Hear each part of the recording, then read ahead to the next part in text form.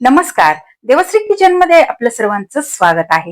हिवाळा सुरू झाला की भरपूर भाज्या असतात आणि अशा भाज्या तर आपल्या सगळ्यांच्या आणि खास करून मुलांच्या पोटामध्ये गेल्याच पाहिजेत. तर काहीतरी असं वेगळं केलं पाहिजे जे मुलांना सुद्धा आवडेल आणि चविष्ट सुद्धा होईल. तर आज मी तुमच्यासाठी पनीर व्हेज पराठा कसा करायचा ते दाखवणार आहे.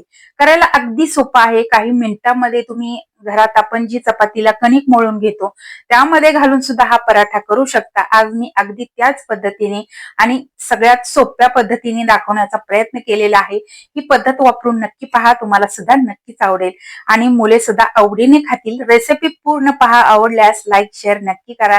त्याचबरोबर तुम्हाला जर माझ्या रेसिपी आवडत असतील तर माझ्या चॅनलला सबस्क्राईब करायला विसरू नका. चला तर मग वेळ न घालवता रेसिपीला सुरुवात करूया.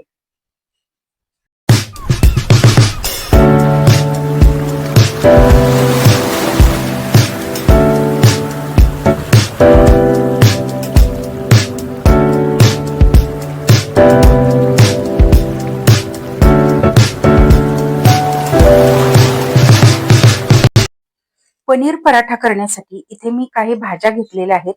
तर यामध्ये मी कोबी घेतलेला आहे, गाजर घेतलेला आहे, टोमॅटो, कांदा, ढोबळी मिरची, त्याचबरोबर इथे मी मटार थोडंसं बारीक करून घेतलेलं आहे, पनीर घेतलेलं आहे, लसूण आणि आलं कोथिंबीरची पेस्ट तयार करून घेतलेली आहे. त्याचबरोबर इथे मी 1 चमचा गरम मसाला घेतलेला आहे, चवीनुसार लाल तिखट आणि चवीनुसार मीठ लागणार आहे. त्याचबरोबर इथे मी कणिक मळून घेतलेली आहे. तर आपण जशी चपातीला कणिक मळून घेतो अगदी तशीच पराठ्यासाठी मी कणिक मळून घेतलेली आहे. आता आपण पराठ्यासाठी स्टफिंग कसं तयार करायचं ते पाहूया. गॅसवरती मी कढई गरम करायला ठेवलेली आहे. यामध्ये साधारण 2 चमचे तेल घालायचंय. सुरुवातीला लसूण, आलं आणि कोथिंबीरीची पेस्ट घालून हे चांगलं परतून घ्यायचं आहे. 1 मिनिटभर छान लसूण, आलं, कोथिंबीर परतून घेतली. आता यामध्ये आपण घालूयात सगळ्या भाज्या. तर इथे मी चॉपर मध्ये घालून या सगळ्या भाज्या कट करून घेतलेल्या आहेत. अशा पद्धतीनेच आपल्याला सगळ्या चॉपर मधून या भाज्या कट करून घ्यायच्या आहेत. तुमच्याकडे चॉपर नसेल तर चाकूने एकदम बारीक बारीक कट करून घेतल्या तरी चालेल. तुम्हाला हव्या त्या भाज्या यामध्ये तुम्ही घालू शकता. तर गॅस थोडासा मोठा ठेवायचा आहे आणि मोठ्या गॅसवरती या भाज्या आपल्याला हलक्याशा परतून घ्यायच्या आहेत. सुरुवातीला या सगळ्या घातलेल्या भाज्या 1-2 मिनिटे परतून घेऊयात आणि नंतर आपण बाकीच्या भाज्या किंवा मसाले यामध्ये घालून घेऊयात.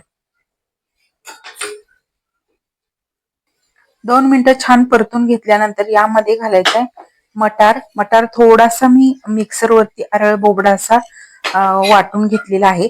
त्याचबरोबर पनीर मी हातानेच कुस्करून घेतलेलं आहे. तर तुम्ही खिसून घेतलं तरी चालेल. तर हे परत व्यवस्थित मिक्स करून घ्यायचं आहे.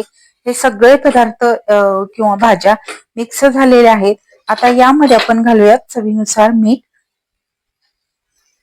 त्याचबरोबर चवीनुसार लाल मिरची पावडर. तुम्हाला हवं असेल तर यामध्ये तुम्ही हिरवी मिरची घातली तरी चालेल आणि थोडासा गरम मसाला घातलेला आहे किंवा तुमच्या आवडीनुसार यामध्ये मसाला किंवा कोणताही वापरू शकता किंवा मुलांच्या आवडीनुसार तुम्ही यामध्ये मसाला वापरू शकता. यामध्ये थोडासा चाट मसाला घातला तरी चालेल. तर हे व्यवस्थित आपल्याला मिक्स करून घ्यायचं आहे.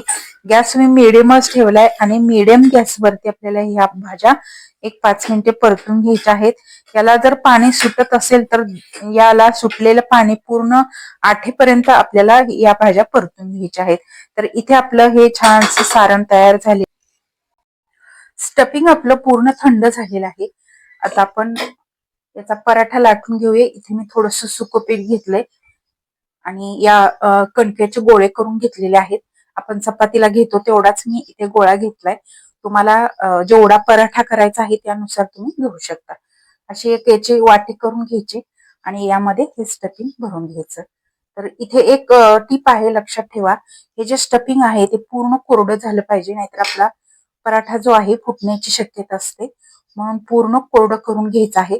तुम्हाला जर या सगळ्या भाज्या परतून घ्यायच्या नसतील तर तुम्ही यामध्ये एक बटाटा शिजवून घाला बाइंडिंगसाठी. छान बाइंडिंग होतं आणि याचे गोल गोल गोळे करून तुम्ही कच्च्या भाज्या घालून सुद्धा करू शकता. पण शक्यतो अशा भाज्या थोड्याशा परतून घेतल्यामुळे या पराठ्याची चव आणखीन वाढते. त्यासाठी इथे मी थोड्याशा या भाज्या सगळ्या परतून घेतलेल्या आहेत. इथे आपला हे पराठ्याचा गोळा तयार झालेला आहे. हाताने थोडंसं प्रेस करून घ्यायचं आणि अगदी हलक्या हलक्या हाताने आपल्याला हा पराठा लाटून घ्यायचा आहे.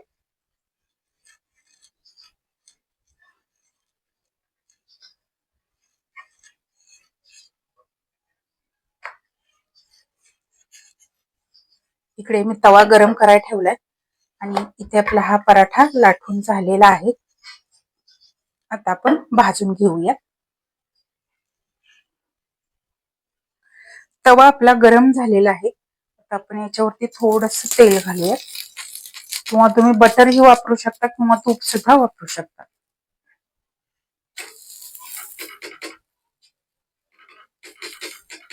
मस्त मीडियम गॅसवरती खरपूस हा पराठा आपल्याला भाजून घ्यायचा आहे. जेवढा छान खरपूस भाजाल, कडक होईल, तेवढा हा पराठा चवीला खूप मस्त लागतो. तर आता आपल्याला वरून सुद्धा तेल लावून घ्यायचं आहे. मुलांसाठी बनवत असाल तर तूप लावा. थोडासा पराठा अगोदर भाजून घ्यायचा आणि नंतर तूप लावून चांगला खरपूस भाजून घ्यायचा आहे. आपण दुसऱ्या बाजूने पलटून घेऊयात. मस्त मस्त असा खरपूस पराठा मी भाजून घेतला. आता आपण काढून घेऊयात आणि अशाच पद्धतीने बाकीचे पराठे सुद्धा करून घेऊयात. मस्त असा पौष्टिक गुबगुबीत व्हेज पनीर पराठा आपला तयार झालेला आहे. तुम्ही पाहू शकताय, एकदम सुंदर पराठे तयार होतात. एकदम पौष्टिक असे पराठे तयार होतात. यामध्ये मी मैद्याचा वापर केलेला नाही आणि भरपूर भाज्यांचा वापर केलेला आहे, जेणेकरून मुलांच्या पोटामध्ये भरपूर भाज्या जातील, चवीलाही भन्नाट लागतो. ही पद्धत वापरून नक्की करून पहा, तुम्हाला सुद्धा नक्कीच आवडेल.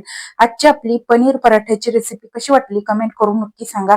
या रेसिपीला लाईक करा, शेअर करा. त्याचबरोबर तुम्हाला जर माझ्या रेसिपी आवडत असतील तर माझ्या चॅनलला सबस्क्राईब करायला विसरू नका. त्याचबरोबर बेल आयकॉन वरती क्लिक करा, म्हणजे मी जेव्हा जेव्हा माझ्या रेसिपी अपलोड करेन तेव्हा तेव्हा सर्वात आधी त्याची नोटिफिकेशन तुम्हाला मिळेल आणि माझ्या प्रत्येक नवीन आणि पारंपरिक पद्धतीच्या रेसिपी तुम्हाला पाहता येतील. धन्यवाद.